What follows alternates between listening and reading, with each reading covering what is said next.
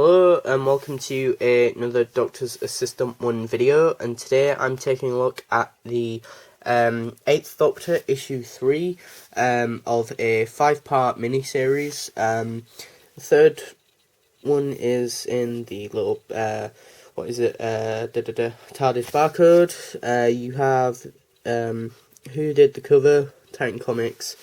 And then you've got the writer and artist, you've got Paul McGann there, and then you've got the diamond sort of Doctor Who logo.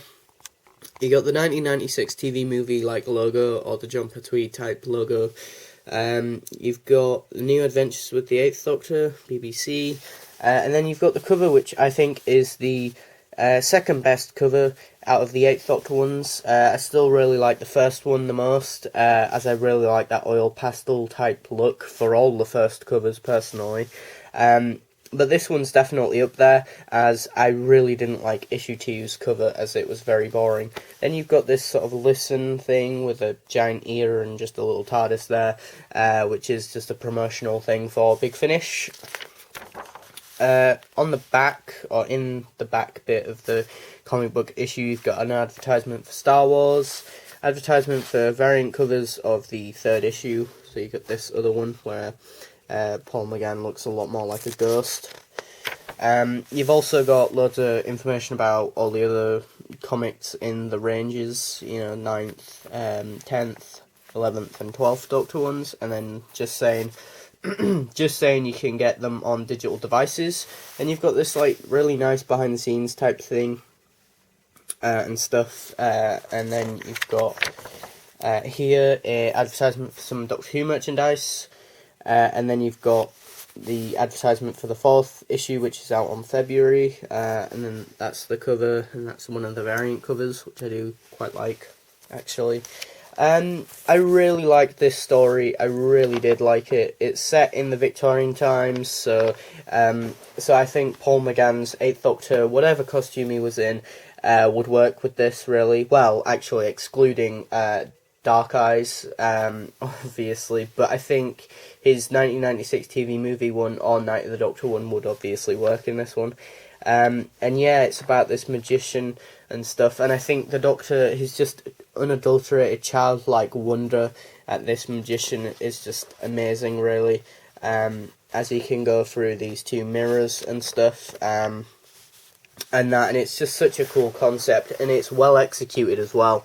It did feel quite rushed though, I'll be honest, but the ending is very like, oh wow, that's quite intriguing. I won't tell you the ending. It just felt very, rushed, very strange, really. But yeah, it is a good issue. It's just, as I say, it just felt a bit rushed. There is a nice sort of link and / tie-in with Talons of Weng-Chiang, which is also a Victorian time sort of set story, for those of you who don't know, with the 4th Doctor and Leela. So yeah, the artwork is very nice. You know, you got bits where like the Doctor's like, what? You know, they're all in wonder by what the magician has done and stuff. And then here you've got, you know, different little circle bits where what the magician is sort of doing and that. So it is a good story. I forgot to mention on the inside, as usual, it has the Titan Comics website, Twitter, Facebook page, the previously, which I did actually read, as I have obviously read the last issue. It was just such a while ago that I just wanted to recap, and it does recap it nicely. It's got bio on the Doctor, Sophie Day, and the TARDIS.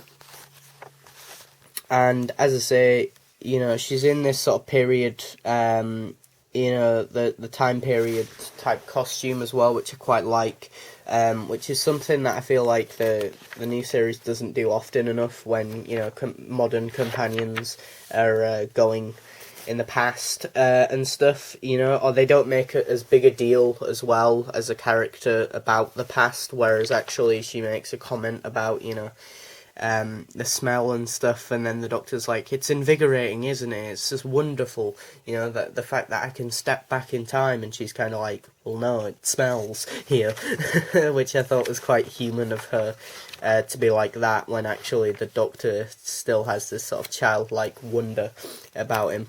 I would say we get introduced to another character in this, but she's just so boring and dull, to be honest, but I don't think she needs that much development, but she just felt like a very basic character, and this is her character, but I don't know, I mean, she serves her purpose in the issue, but she just felt she just felt like she was there for the sake of being there, really, and that she didn't do much else. If that makes sense. So yeah, would I recommend this book, this comic book, if you're an Eighth Doctor fan? Yeah, definitely, it's a must-have. It's it's Paul McGann. It's more material on his Doctor.